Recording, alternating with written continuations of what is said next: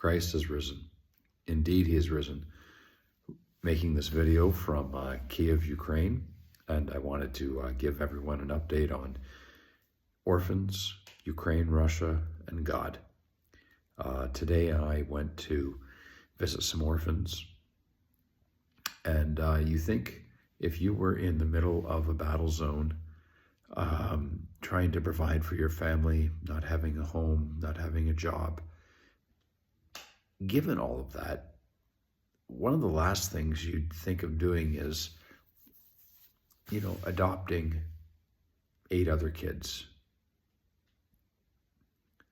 Yet that's the kind of people I met here. I met a family with 10 children. They adopted 8 of them.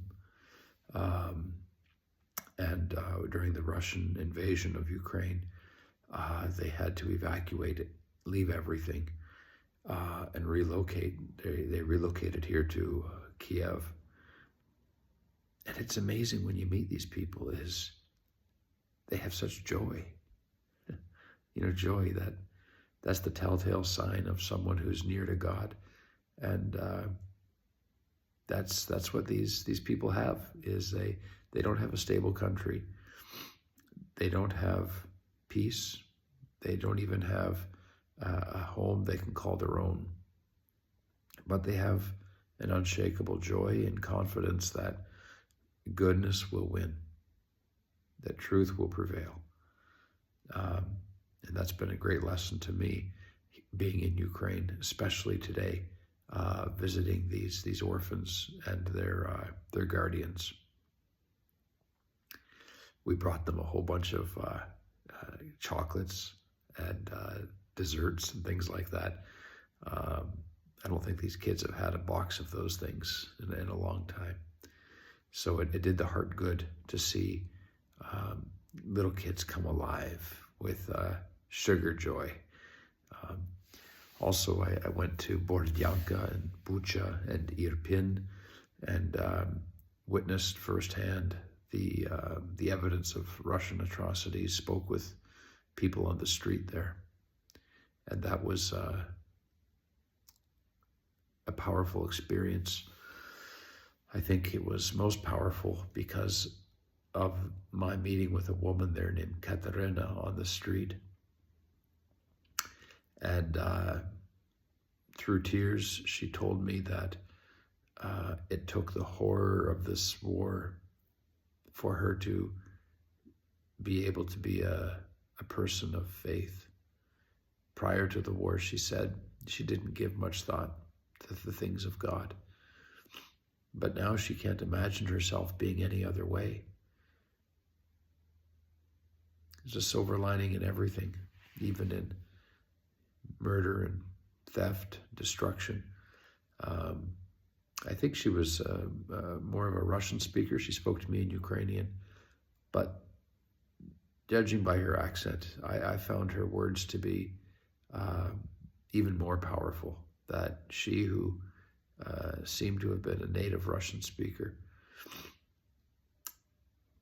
kind of dispelled the myth that Russian propaganda puts out there, that they came in to liberate the Russian speakers from fascism. She was having none of that. Just to see her crying over her city, but thanking God that through all of this, she was able to grow deep in the gift of faith, something she didn't have prior to all of these atrocities. And these people will not lose. They will not lose, if only by the number of shrines to the Mother of God throughout this country, the number of consecrated temples, the number of icons. It's astounding. In my week here almost, I haven't seen any flags of alternative lifestyles, which you find in other countries. All you see here are church after church after church after church. The churches are full. That's all I see. And that's a phenomenal thing, to see that kind of religiosity. no negativity, but sheer determination that they will not be defeated. It's a lesson for us in the West that so long as we put off our own struggles, our own trials that are encroaching upon people of faith, so long as we put those off is the length to which we will avoid that deep conversion that God is calling us to.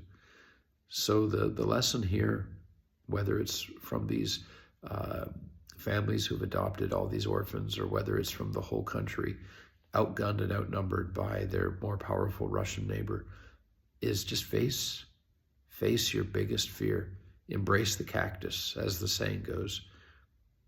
And the end result will be a deepened faith and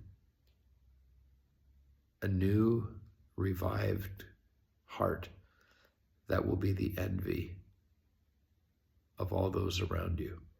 That's what faith can do. It renews you, it emboldens you, it strengthens you. God love you.